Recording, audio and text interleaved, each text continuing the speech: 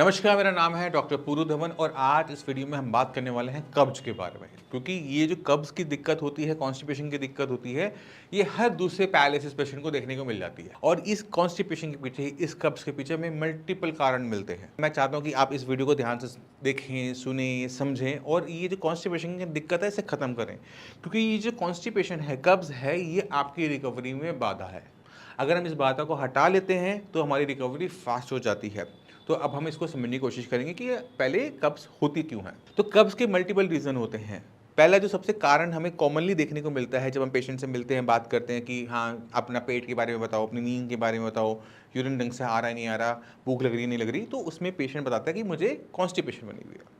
हम पूछते हैं कि अच्छा ठीक है, बताओ कि खाना क्या खाते हो? वो कहता है डॉक्टर साहब मैं सुबह 2 रोटी खाता हूँ, रात को 2 रोटी खाता हूँ। किसके साथ खाते हो? दूध से खा लेता हूँ जी। अगर आप दूध से रोटी खा रहे हो, दिन में 4 रोटी खा रहे हो और उम्मीद करते हो कि आपका पेट साफ हो जाएगा रोज के रोज, तो नहीं होने वाला। आपको हर दूसरे दिन पेट साफ होगा या हर तीसरे दिन पेट साफ होगा और पेट हमेशा अफरा रहेगा, गैस बनती रहेगी। क्यों बनती रहेगी, इसको समझने की कोशिश करेंगे। आप जब रोटी बनाते हो, कितना आटा लेते हो? इतना?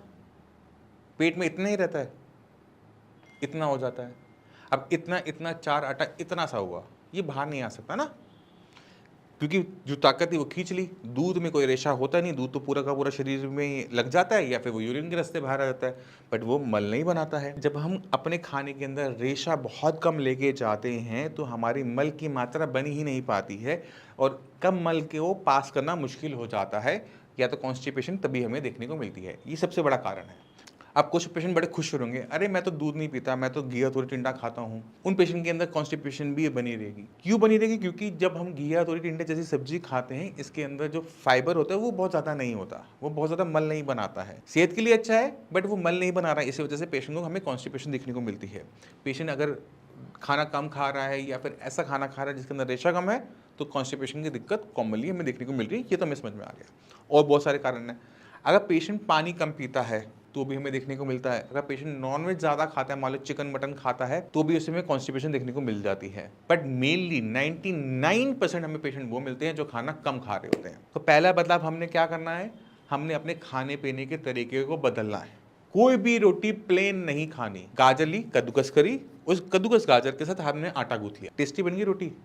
अब उसे दाल से खाओ, सब्जी से खाओ, क्या फर्क पड़ता है? उसी रोटी ने आपको ताकत ज्यादा दे दी, आटे की भी ताकत मिली और गाजर की भी ताकत मिली। अब इसी तरह से हम और सब्जियों को भी कर सकते हैं। जैसे हमने कर ली, मान लो घिया कर लिया, घिया कद्दूकस कर लिया। अब गाजर के साथ साथ ऐसी बहुत सारी सब्जियां हैं जिसको हम कद्दूकस करके रोटी की आटे साथ गूंथ कर हम ताकत बढ़ा सकते हैं। चाहे वो आपकी बीन्स हैं, उसको आपने काटा, आटे में गूंथ लिया। इसी तरह से प्याज है, गोभी है, शलगम है, जो सब्जी समझ में आए आटे के साथ गूथा और आपने रोटी बनाई। कुछ पेशेंट कहते हैं डॉक्टर साहब हमें ना ये वाली रोटी का ना टेस्ट पसंद नहीं आता। बहुत कम होते हैं बट होते हैं।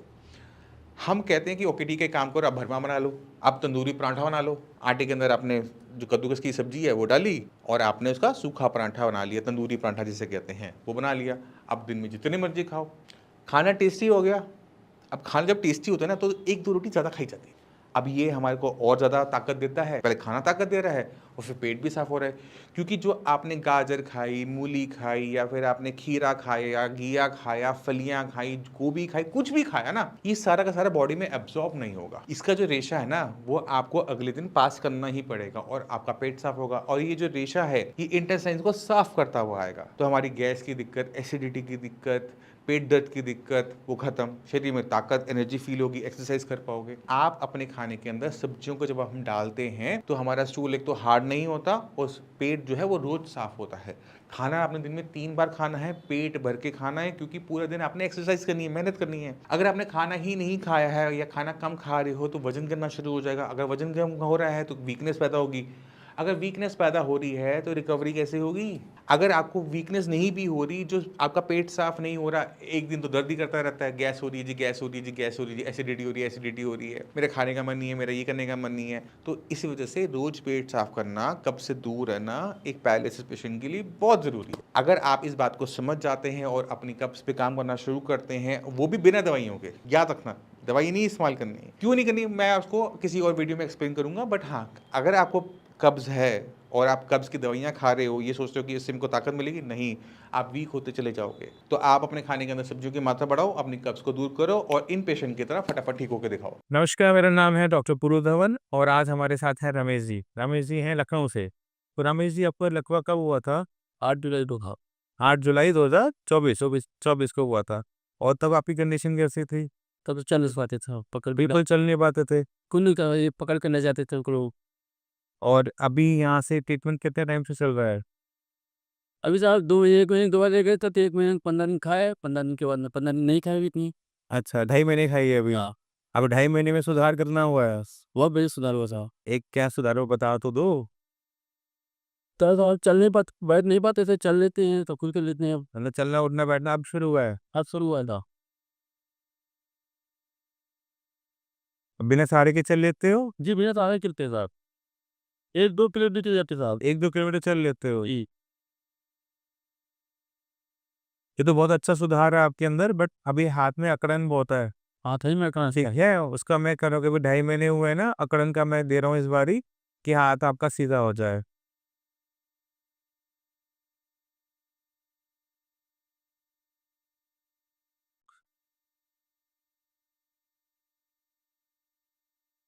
कि जो बाकी हमारे मरीज होते हैं लकवे के, जो निराश हो जाते हैं, तो कभी आपको लगा कि आप निराश हो गए? अरे हम निराश नहीं हुए साहब। निराश नहीं हुए? नहीं, हम निराश नहीं हुए साहब। मेहनत करते रहे ना? जी, ठीक है। लकवा जब भी किसी को होता है ना, तो सबसे बड़ी गलती कोई लकवा का मरीज क्या कर सकता है, वो है हिम्मत हारना। अगर आपका पेशेंट या आप हिम्मत हार जाते हैं, मेहनत नहीं करते या फिर ये सोचते हैं कि जब आप ठीक हो जाएँगे तब चलना शुरू करेंगे, तो सबसे बड़ी गलतियों में से एक होता है। जिस तरह से रमेश जी हों या बाकी जितने भी आपने हमारे मरीज़ देखे हों, उनमें एक कॉमन चीज़ थी कि वो कभी हिम्मत नहीं हारे हैं। उनके अंदर वो एक शक्ति थी, चाहे वो 10 साल पुराना लकवा था, चाहे ये इनका अभी 1 साल पुराना लकवा क्यों ना हो। उनमें एक इच्छा शक्ति थी कि मुझे ये चीज़ को ठीक करना है। तो जो पेशेंट बिस्तर पे लेटे रहते हैं, बैठे रहते हैं, उनके घर वाले कहते हैं कि नहीं उनको नहीं उठने देना, ये बीमार हैं, बीमार की तरह उनको ट्रीट करते हैं, तो वो मरीज़ कभी ठीक नहीं हो पाते हैं। एक दिन बीच में जाऊँगे तो थेरेपी कराने, हम 4 पहिया गाड़ी चलाई थी अपने हाथ से। क्या? अपने हाथ से चलाई 4 पहिया गाड़ी। आप अच्छा 4 पहिया गाड़ी खुद ले गए? मेरा बेटा था नहीं, हमारा ले गया था, कहा मैं खड़ी करो गाड़ी यहाँ लाऊँगी जरा। खुद चला ली गाड़ी आप? अपने हाथ तक ले गए थे, हाँ। अब मत करना दोबारा से, ठीक है? पहले थोड़ा-सा हाथ ठीक होने दो फिर चलाना। तो ये हिम्मत होती है, बट इस हिम्मत को ज़्यादा इस्तेमाल भी नहीं करते जैसे रमेश जी ने किया था, खुद गाड़ी चला के चले गए। क्योंकि इसमें रिस्क होता है, आपको भी रिस्क होता है और सड़क पे चलने वाले जो बाकी सारे खुद लोग होते हैं, उनको भी रिस्क होता है। क्योंकि ब्रेक लगाने में अगर थोड़ा-सा भी टाइम ज़्यादा लगता है, तो किसी न किसी को चोट लगने की संभावना बढ़ जाती है। तो ये जो रमेश जी ने किया, इसका मैं सपोर्ट नहीं करता, इनको भी मना करूँगा कि ऐसा ना करें। ठीक है जी, सुन रहे हो? अगली बार ऐसा नहीं होना चाहिए, ठीक है? रिक्शा करके चले जाया करो, बैटरी रिक्शा चलते तो होंगे आपके यहाँ पर। जी, तो उनको कर लिया करो, बट ऐसे मत काम किया करो, ठीक है? तो इसको हम वीडियो को यहीं खत्म करते हैं, बाकी हम पेशेंट को देखते हैं, इनकी थोड़ी-सी जो स्टिफनेस है उस वाले पार्ट पे काम करते हैं। बट सीखने वाली बात ये है कि आप लोगों ने जो गलतियाँ हैं वो नहीं करनी है, आपने मेहनत रखनी है। बिस्तर पे लेटे-लेटे अगर आप मरीज़ को सिर्फ़ मेडिसिन देते रहोगे तो उससे पेशेंट ठीक नहीं होने वाला, पेशेंट से नहीं चला जा रहा, आपने उनको पकड़ना है, खड़ा करना है, चलाना है। अगर आप ये हिम्मत दिखा देते हो, ये थोड़ी-सी मेहनत कर लेते हो उनके साथ, तो पेशेंट बहुत जल्दी रिकवर होता है, चाहे वो हमारे रमेश जी हों, चाहे हमारे बाबूजी हों, तो बहुत स्पीड से रिकवरी देखने को मिलती है।